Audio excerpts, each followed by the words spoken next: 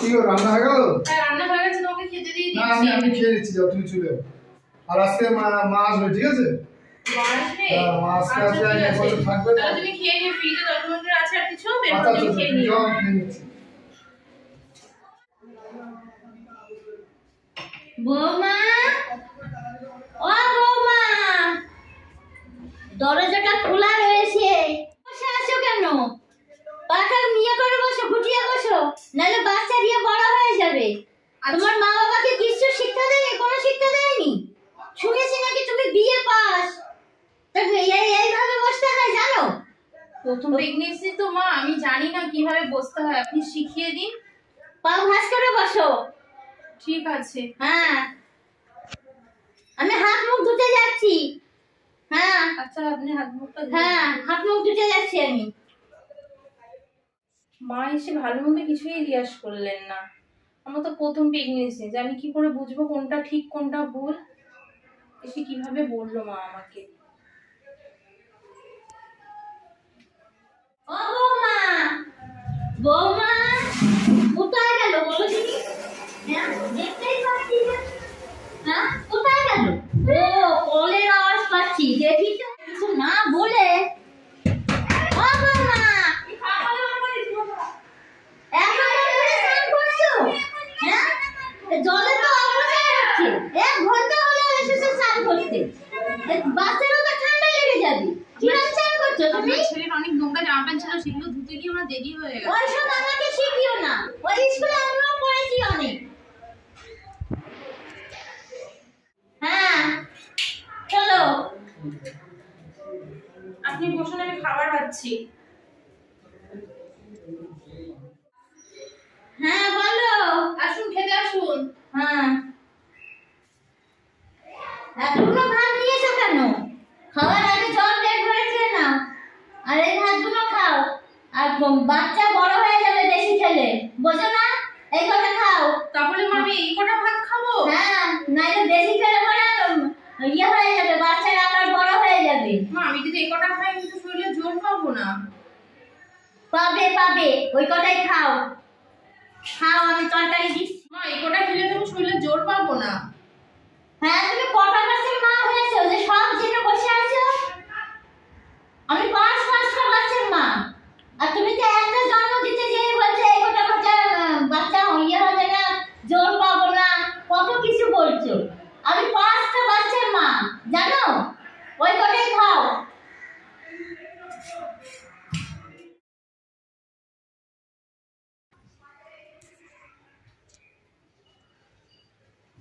কি গো এই বাচ্চা অপুষ্ট হলে কি হলো? কি করে? হ্যাঁ তোমাকে তো আমি কিছু কম রাখিনি, ফল হরলিক্স দুধ সব কিছু তোমাকে আমি টাইম এনেছি, ডাক্তার দেখিয়েছি, সব কিছু তোমাকে আমি করেছি। আজকে তোমারও তো ডাক্তার বলেছে রক্ত নেই, কি করে দাদা? কি করে? মায়ের কথা শুনে কম কম খেয়েছে, মা যেটা বলেছে সেটাই করেছে, আমার কথা শুনবে না তো। আজকে তোর বউটা একদম মানে নিজেই ইয়ে হয়ে গেছে, মায়ের কথা শুনবে সবসময়, মায়ের কথাই না। আজকে তোমার জন্য আজকে আমার এই অবস্থা, ঠিক আছে? তুমি তোমার মায়ের কথা শুনে আজকে আমার বাচ্চারা আজকে এই অবস্থা। তোমার সব কিছু টাইম এনেছি, তাও তুমি খাওনি। ফল দুধ ফল হরলিক্স কি এনে আনি, টাইম ডাক্তার দেখিয়েছি। আজকে তোমার জন্য আজকে আমার এই বাচ্চাটার এই অবস্থা অবশ্যই হয়ে গেছে। থাকো তোমার মায়ের বুদ্ধি নিয়ে শোনো শুধু। বাবা, মা কিভাবে আমার মায়ের নামে দোষ দিয়ে দিল? এগুলো মা কিভাবে পারে একটা মেয়ে হয় আর একটা মেয়েকে এইভাবে বলতে? বলি তোর দিদি তো প্রেগনেন্ট, তো ওইখান থেকে বলেছে তোর মাইমারা বলছে দিদি প্রথম বাচ্চা বাপের বাড়িতে হয়, আমি তো আনতে চেয়েছিলাম না। তো বলছে না দিদি সবাই বলছে বাপের বাড়িতে গেলে ভালো হয়, তা তুই এক কাজ কর, তোর দিদিকে যে নিয়ে আয়। আমি দিদিকে গিয়ে নিয়ে আসি মা। হ্যাঁ দিদিকে যে নিয়ে আয় যা। আচ্ছা হ্যাঁ সাবধানে নিয়ে আসি। আমি দিদিকে আনতে যাচ্ছি মা। তাহলে মা কোথায় গেল? মা এই তো এই দিদিকে নিয়ে আসলাম। তো দিদিকে নিয়ে আসিস? তুমি দাদার কাছে বলছো? হ্যাঁ দিদি বস, অনেক কষ্ট হয়েছে মা। না ঠিক আছে। হ্যাঁ পাটা সরিয়ে বস মা। হ্যাঁ। বৌদি কোথায়? আছে, ঘরে আছে। ও। ওই যাচ্ছে। ভালো আছো? হ্যাঁ, তুমি ভালো আছো? আচ্ছা, আচ্ছা তুমি বসো, আমি তোমার জন্য জল নিয়ে আসি। ঠিক আছে। বস দিদি তুই। হ্যাঁ, ঠিক আছে। মা, তুমি অনেকদিন রয়েছো এখানে? হ্যাঁ ও, মানে বৌদি প্রেগনেন্সি অবস্থায় তুমি এখানে এসেছো? হ্যাঁ রয়েছি তো। তা তোমার শরীর ভালো আছে তোমার? ঠিক তো আছে। কোনো অসুবিধা হয়নি না, তো? কোনো অসুবিধা হয়নি আপাতত। শ্বশুর বাড়ি থেকে আদর যত্ন করতে তো? হ্যাঁ, হ্যাঁ, হ্যাঁ। আচ্ছা। শাশুড়ি খুব কিন্তু ওই যে শাশুড়িদের শ্বশুর বাড়ির নিয়ম আছে মা, বুঝেছো, যে প্রথম বাচ্চা নাকি মানে মেয়েদের বাপের বাড়িতেই হয়। তো অনেকদিন ধরেই শাশুড়ি বলছে তোমার মাকে ফোন করব, এই তো হওয়ার মাস, তো তোমার মা তাহলে এসে নিয়ে যা, তাহলে তুমি ও বাপের বাড়িতে বাচ্চাটা হওয়াও। আমি বললাম ঠিক আছে, দাদা আছে, অসুবিধা হবে না মা, শাশুড়িকে বললাম। তাই মনে হয় তোমায় ফোন করেছিল। হ্যাঁ মা, ঠিক আছে। আচ্ছা বস, আমি দেখি তোর বৌদিকে বলি একটু জল টল দিতে। হ্যাঁ ঠিক আছে, ঠিক আছে। উফ, শোন মা, হ্যাঁ মা। এখানে আসিস, এসছিস ভালো হয়েছে। আমি আছি তো, তোর আদর যত্ন কোনো কম হবে না, বুঝেছিস? ঠিক আছে। আচ্ছা। এই বাবা, তুমি এভাবে পা মেলে বসেছো কেন? তুমি জানো না প্রেগনেন্সির অবস্থা এবং পা মেলে বসতে না, পা ভাঁজ করে বসতে হয়, নাহলে তো বাচ্চার আকার বড় হয়ে যাবে, নাহলে তখন বাচ্চার আবার সিজার করতে হবে। পাটা ভাঁজ করে বসো। মা আপনি বলেননি দিদিকে যে পাটা ভাঁজ করে বসতে হয় প্রেগনেন্সি অবস্থায়? এ নাও জল খেয়ে নাও। আয় ভাবি আয়। ভাত বেড়েছো? হ্যাঁ আয়। বেশি দিও না মা। আচ্ছা তুই বস, এখনই তো দুটো খাবি, দুটো পেট ভরে না খেলে হবে কি করে?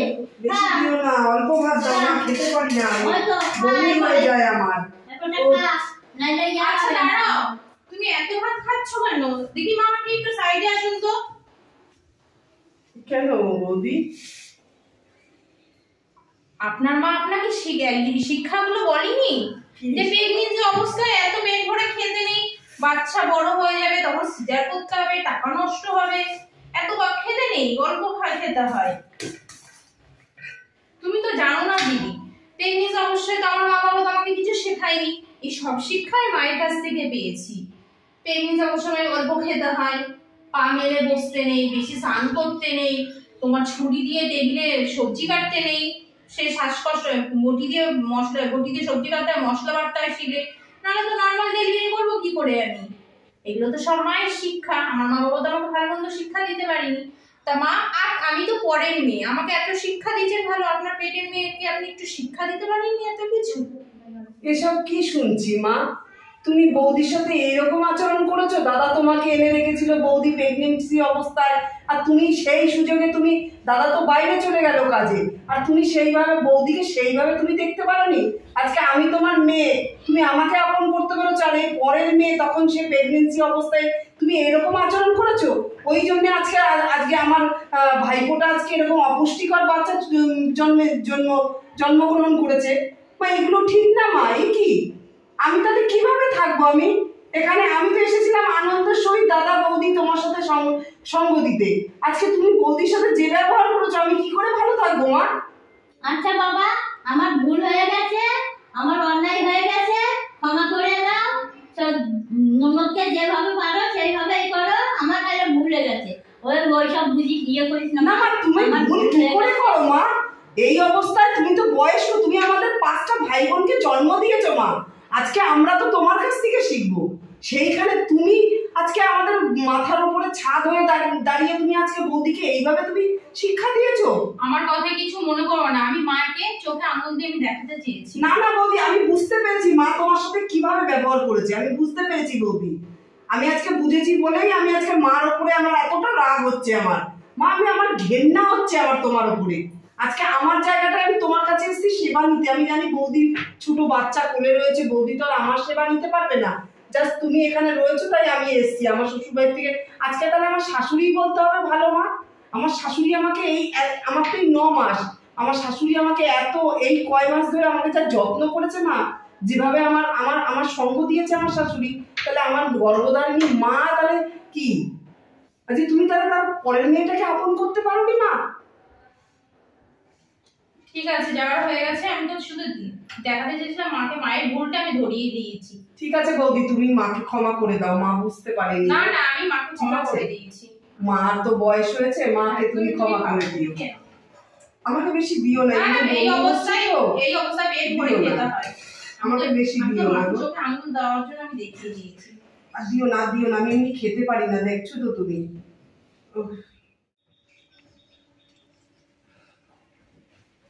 কি গো? হ্যাঁ বলো। তোমাকে তো মা অনেক কথাবার্তা বলেছে, অনেক কিছু করেছে মা তোমাকে। আমি শুনলাম, আমি তো সব রান্না করে সবই তো শুনলাম। তুমি তোমার কখনো কিছু বলনি? আমি বললে তুমি কখনো বিশ্বাস করতে পারতে না কেন বলো তো? মা তো তোমার মা, ওই জন্য তুমি বিশ্বাস করতে না, ওই জন্য আমি বলিনি। আমি জানি একদিন ঠিক জানতে পারবে। আজকে মায়ের জন্য আমার ছেলেটা অপুষ্টিকর হয়েছে, ঠিক আছে?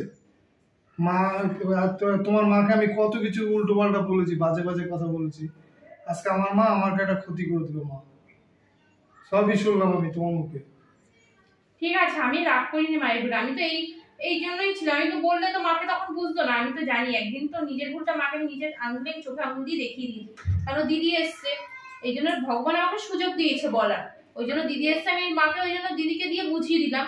ওই জন্য মা বুঝেছে। ঠিক আছে, আমি এতে কোনো রাগ করিনি। ঠিক আছে, তুমি মাকে ক্ষমা করে দিও। মার বয়স হয়ে গেছে তো। একদিন জানতাম সত্যি জয় হবে, ভগবান বলতে আছে।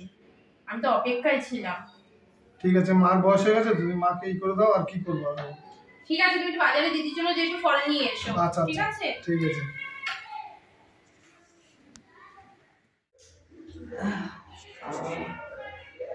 ভালো লাগছে বলো? হ্যাঁ, খুব ভালো লাগছে গো বৌদি। মা রে, আমি তো মাথা একটু দেখে দিই মা। আপনি আমার মাথা দেখবে? হ্যাঁ, আমি দেখে দিই রে মা। ও মা, এসছে।